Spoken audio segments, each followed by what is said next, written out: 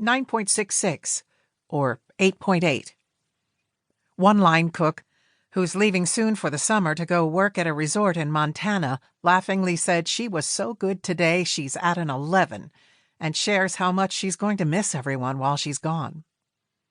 One staff member says, "I'm at 8.5 or 9. The facilitator, another line cook, kindly shoots back, "We know you. You're not a 9 today." She adds with a smile, "We'll put in the notes that you're at 8.5. His response, "You're right. Thanks for calling me on it." He was smiling when he said it, too. I'm pretty sure that this was the only restaurant kitchen in the country where an interaction like that was taking place that afternoon. But I'm equally confident that it could be happening in hundreds or thousands of them. What the Roadhouse kitchen crew, and folks all over the Zingerman's community, are doing almost daily could be happening in any organization, in any part of the world. If it was, every single spot would surely be better for it. Banks, baseball teams, and bricklayers all would benefit. It would help in Congress, and it would contribute just as positively at your local coffee shop. This mindful energy management, what Anese calls intentional energetic presence, or IEP, always makes things better. Here's the bottom line.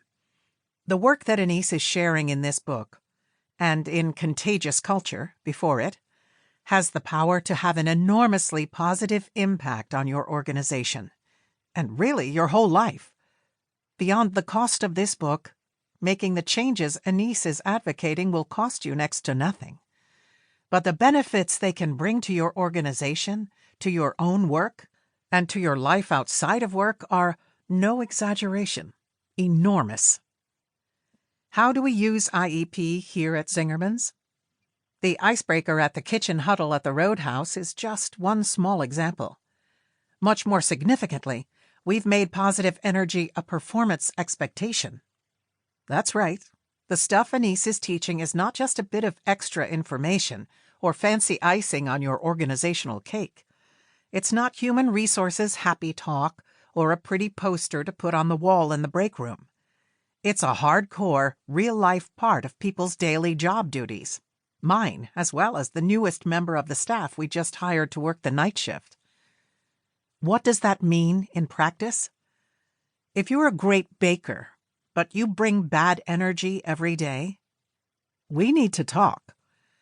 If you're an amazing accountant, but your energy is abrasive, we need to have a productive conversation about performance.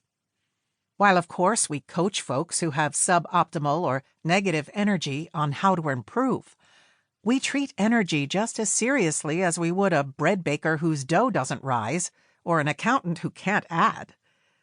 Energy, that is, IEP, is a critical part of every one of the 700 jobs at Zingerman's. What do we get out of that? Better everything. Better service, better staff work experience, less accidents in the workplace, lower stress, more love, better financials, better food. And because most staff take this learning into the rest of their lives, what happens to them outside of work starts to go better too. Which means that they feel better when they get to work. It's certainly one reason that we were included in Tracy McMillan's article in Food and Wine magazine called 19 Great Restaurants to Work For. It's a very virtuous energetic cycle, and it's all built on what we learned from Anese. What tips will you find in this beautifully wise book? There are so many. It's filled with literally dozens of ways that you can put Anese's approaches to work. Super simple, easy to understand ways to use at work and in every other part of your life as well.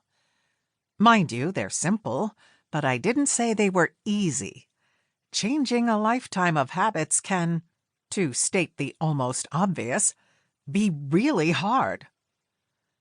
One of my other intellectual mentors, Russian anarchist Prince Peter Kropotkin, wrote in his 1899 book, Memoirs of a Revolutionist, "One must have some question addressed."